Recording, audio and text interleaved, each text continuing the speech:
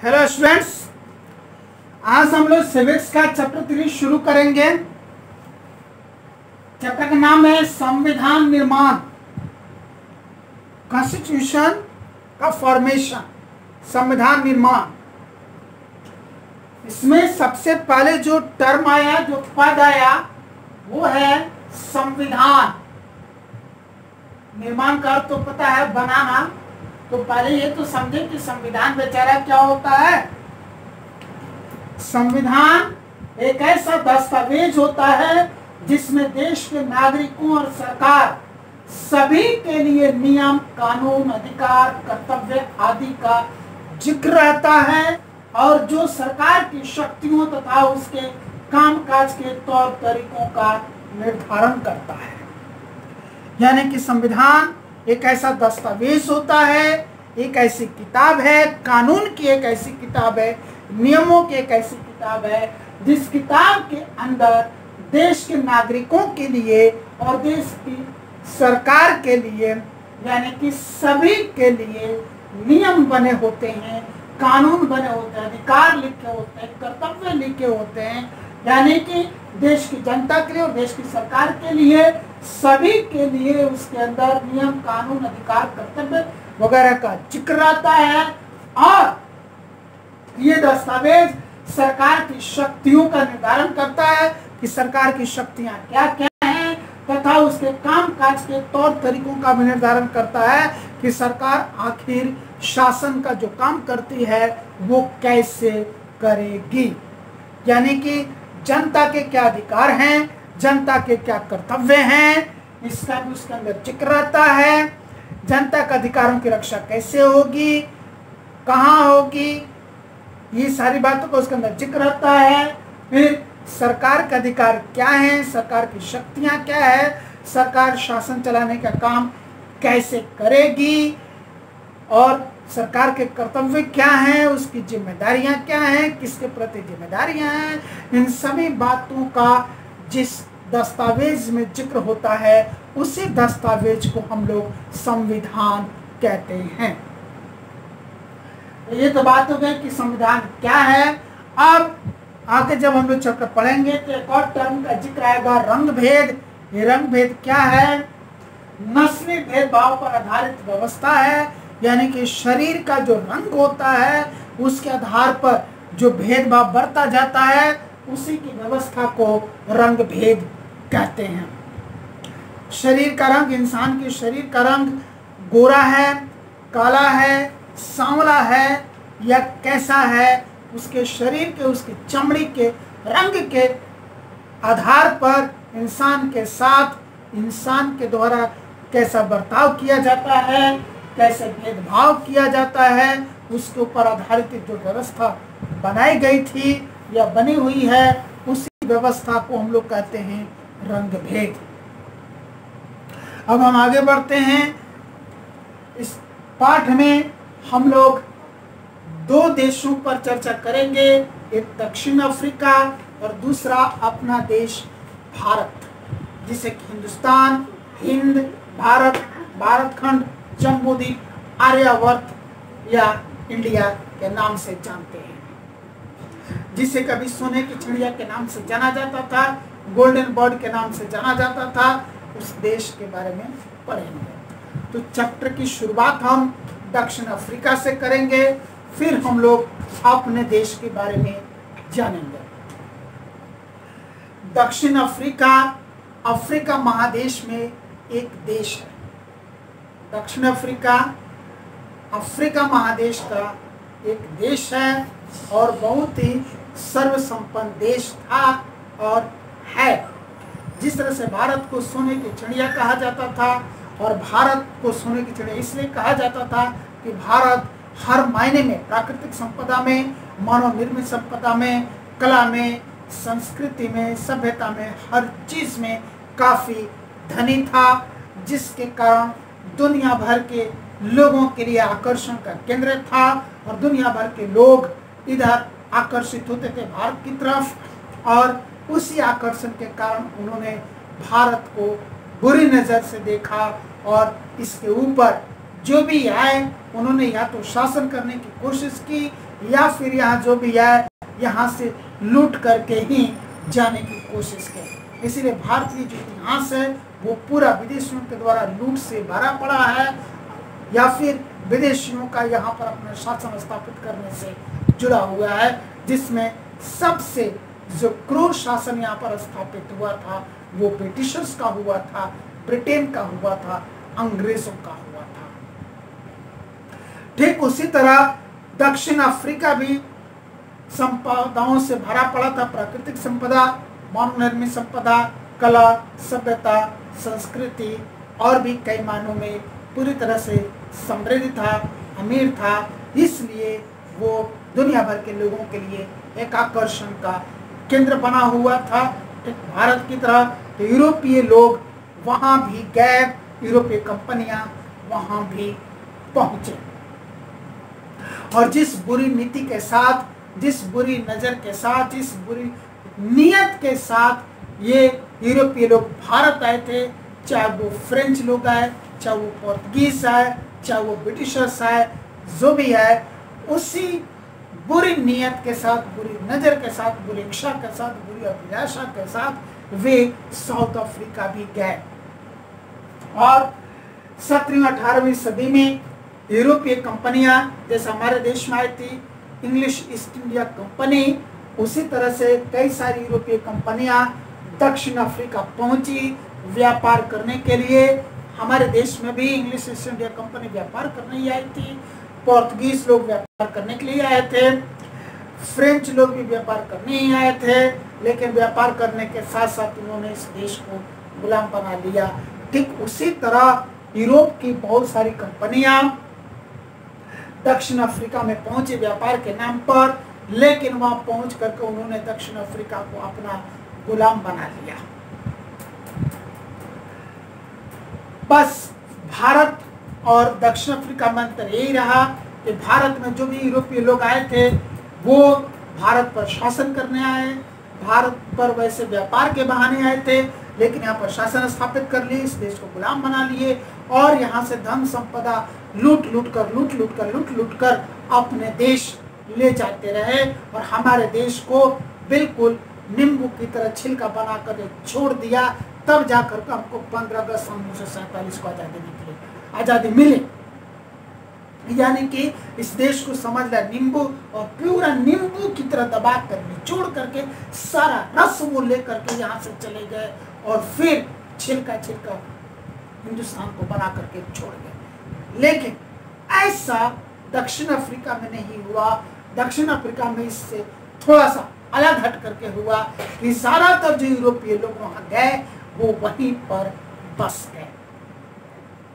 उन्होंने दक्षिण अफ्रीका को अपनी कर्मभूमि बना लिया और उसके बाद जो उनके वंशज आए वो उनके लिए वो जन्मभूमि और कर्मभूमि दोनों हो गई।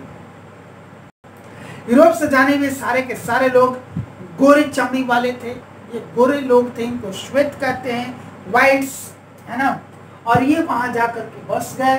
बसने के बाद उन्होंने जो स्थानीय शासन था उस स्थानीय शासन पर, लोकल जो एडमिनिस्ट्रेशन पर था उस पर पूरी तरह से कब्जा जमा लिया, उसको अपने हाथों में ले लिया और फिर उन्होंने लागू किया दक्षिण अफ्रीका में एक नीति जिसको हम लोग रंग भेद के नाम से जानते हैं। इंग्लिश में इसको अपार्थाइड कहते हैं। रंग भेद की नीति में उन्होंने क्या किया कि इंसान के चमड़ी के रंग के आधार पर उनके साथ भेदभाव किया गया।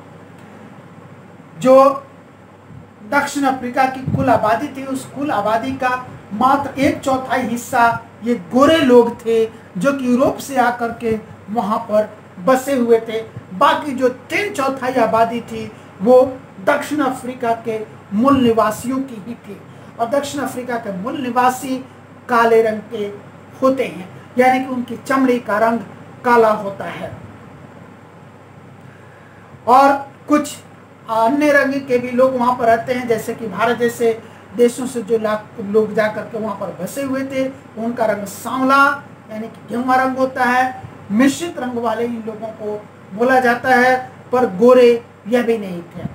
यानी कि गोरे को छोड़ करके, चाहे वो काले हो या सांवले हो, सबको एक ही शब्द बोला जाता था, अश्वेत, ब्लैक्स। और फिर पूरे समाज को, पूरे देश को उन्होंने दो वर्गों में बांट दिया, दो हिस्से में बांट दिया। एक वर्ग बना दिया गोरों का, दूसरा बना दिया कालों का, यानी कि श्वेत और अश्वेत। श्वेत मतलब गोरा, अश्वेत मतलब जो गोरा नहीं है, यानी कि काला है या फिर सांवला है, मिश्रित रंग का है। तो श्वेत और अश्वेत ये दो कैटेगरी उन्होंने बना दिए, व्हाइट्स एंड ब्लैक्स। हर जगह, चाहे वो सड़क हो, चाहे वो होटल हो, चाहे वो रेस्टोरेंट हो, चाहे वो ढाबा हो, चाहे वो हॉस्पिटल हो, स्कूल हो, कॉलेज हो, यूनिवर्सिटी हो, ट्रेन हो, बस हो, या फिर कोई और भी यातायात का साधन हो, या कोई और सार्वजनिक स्थान हो, जैसे कि पार्क हो या समुद्र तट हो या बाजार हो, शहर हो, कुछ भी हो, हर जगह ये डिवीजन देखने के लिए मिलता था। गोरों के लिए अलग और कालों के लिए अलग, यानी कि श्वेतों के लिए अलग, अश्वेतों के लिए अलग, हर जगह। और जो जगह निर्धारित थी श्वेतों के लिए, वहां पर काले लोगों की बिल्कुल भी एंट्री नहीं थी। वहां पर बड़े बड़े मोटे मोटे अक्षरों में लिखा हुआ मिलता था, blacks and dogs are not allowed here.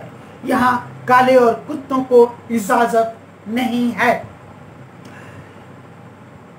तो अगर गलती से भी ये चले जाते थे ऐसे सार्वजनिक स्थानों पर जो सिर्फ और सिर्फ श्वेतों के लिए निर्धारित थे, तो इन अश्वेत लोगों को कड़ी से कड़ी सजा दी जाती थी। इसके अलावा इनको किसी तरह का वोट डालने का अधिकार अश्वेतों को नहीं दिया गया। अश्वेतों को कोई और भी विशेषाधिकार नहीं दिए गए। सारे के सारे विशेषाधिकार श्वेत लोगों को ही दिए गए, अश्वेतों को नहीं दिया गया। उनको नजरअंदाज किया गया और उनको कीड़ों मकोड़ों की तरह समझा गया। प्रेस की आज़ादी छीन ली गई थी। प्रेस बिल्कुल भी आज़ाद नहीं था, उसके ऊपर सेंसरशिप था। लोगों को अपनी अभिव्यक्ति का भी अधिकार नहीं था।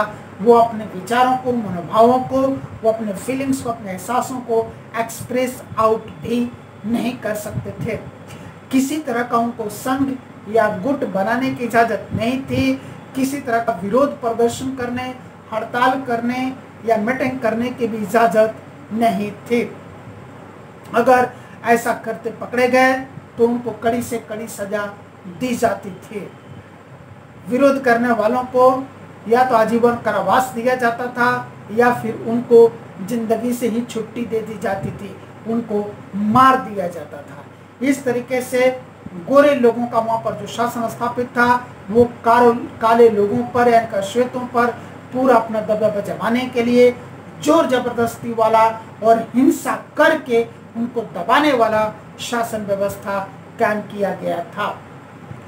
जाहिर सी बात है कि अश्वेतों को असंतुष्टि तो होगी और कहीं ना कहीं अश्वेत लोग इससे तड़प रहे थे और वो इससे छुटकारा पाना चाहते थे और 17वीं 18वीं शताब्दी से पहले की स्थिति में वो जाना चाहते थे या उससे भी बेहतर स्थिति में जाना चाहते थे।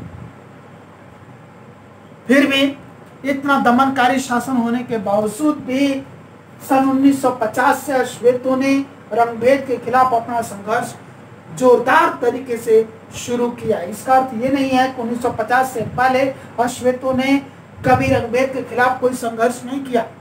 संघर्ष किया था, छिटपुट संघर्ष हो रहे थे और बड़े संघर्ष भी हो रहे थे।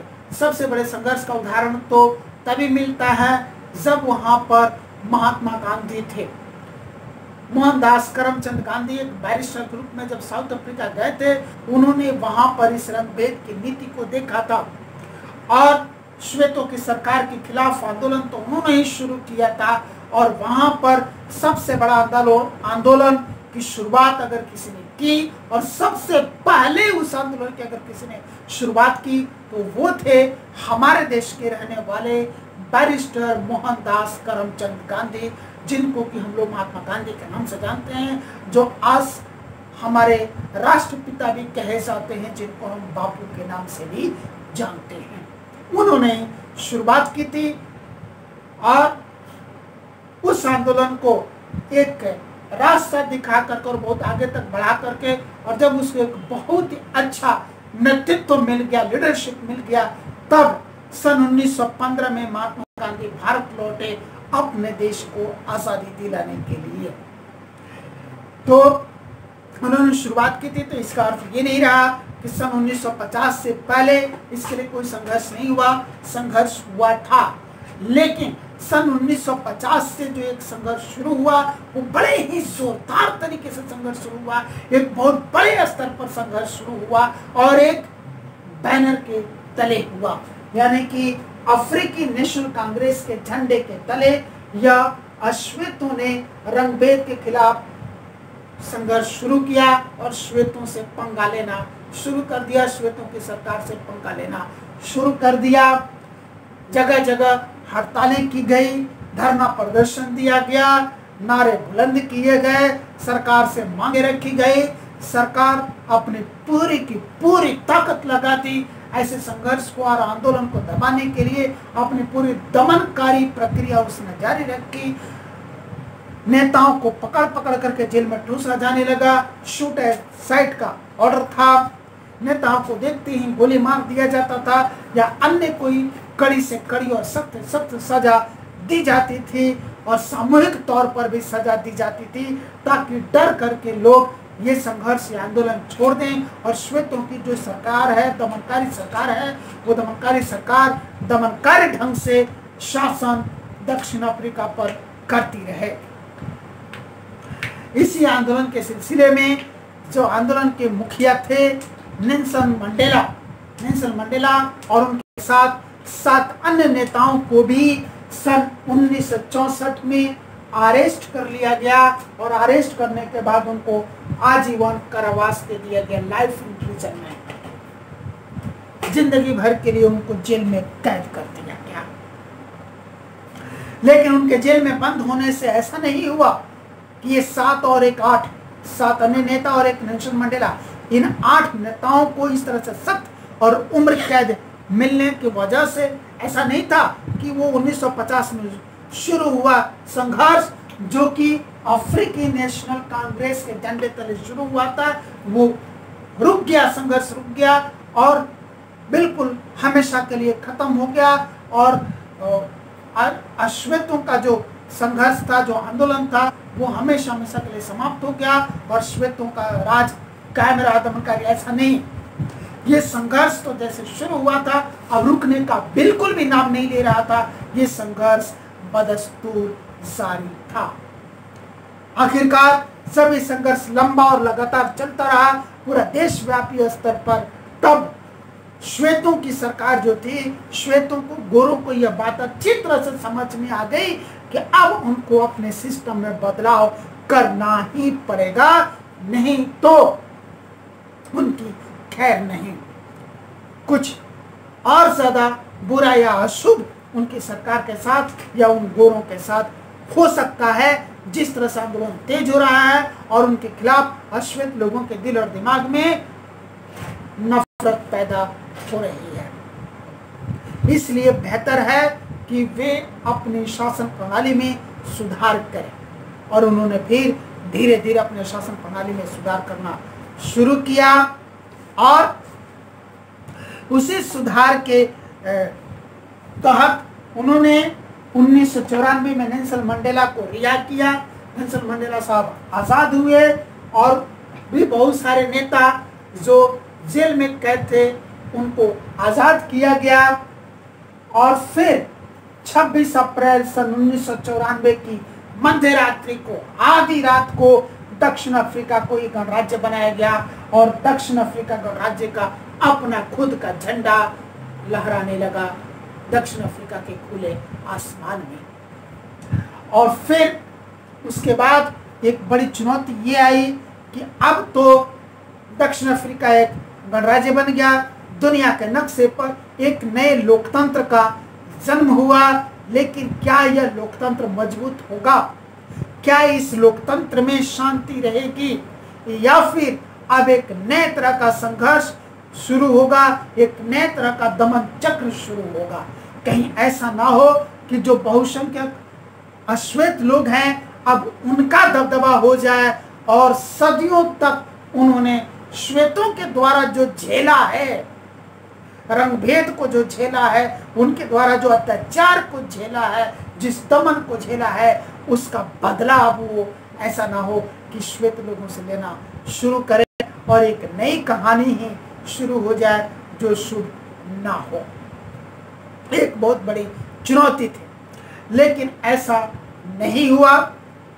नेल्सन मंडेला साहब आगे आए और उन्होंने अश्वेत लोगों को समझाया कि अभी तक जो कुछ भी हुआ उसको अश्वेत लोग भूल जाए।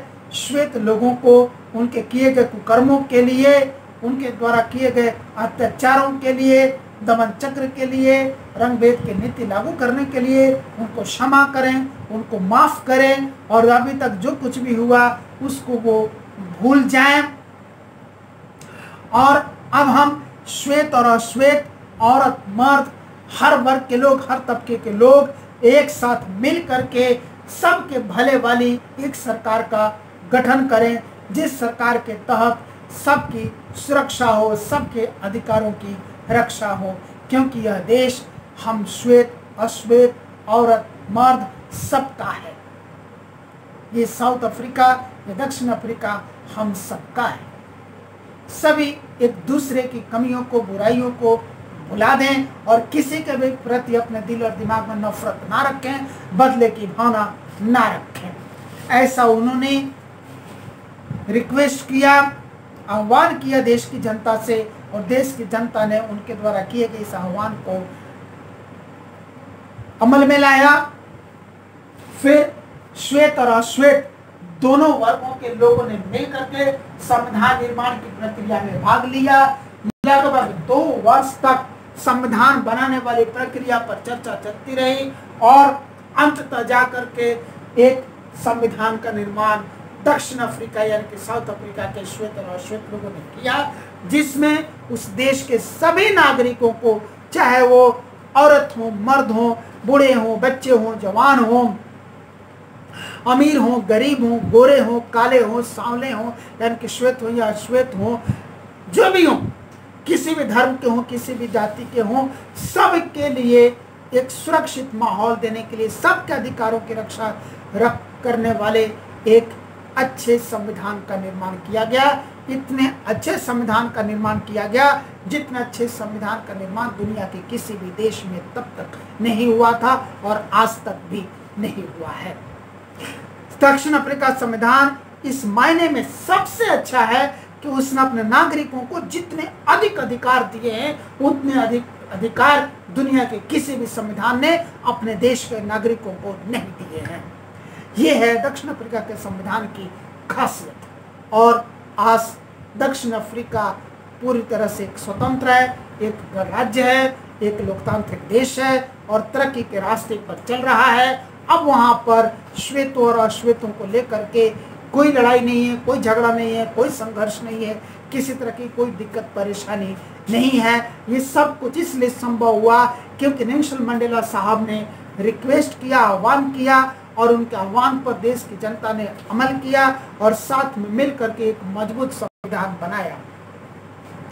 अगर ये मजबूत संविधान नहीं होता तो आज भी साउथ अफ्रीका शांतिपूर्ण तरीके से अपना जीवन नहीं व्यतीत कर पाता। वहां पर अभी भी संघर्ष होते और संघर्ष की अब जो कहानी होती वो बिल्कुल उल्टी होती।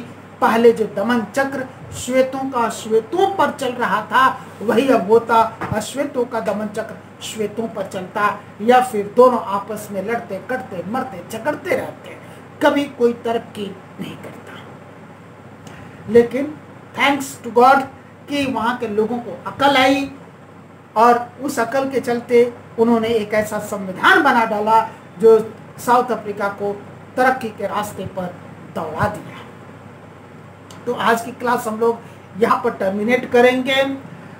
यहाँ तक पढ़ करके समझ करके और हर एक लाइन से क्या क्या क्वेश्चंस बनते हैं, very short question answer, short question answer, long question answer, very long question answers, MCQs वगैरह वगैरह जो भी बनते हैं, ये बनाने की जिम्मेदारी आपकी है। इतना तक पढ़ करके चैप्टर पर कमांड करने की जिम्मेदारी आपकी है।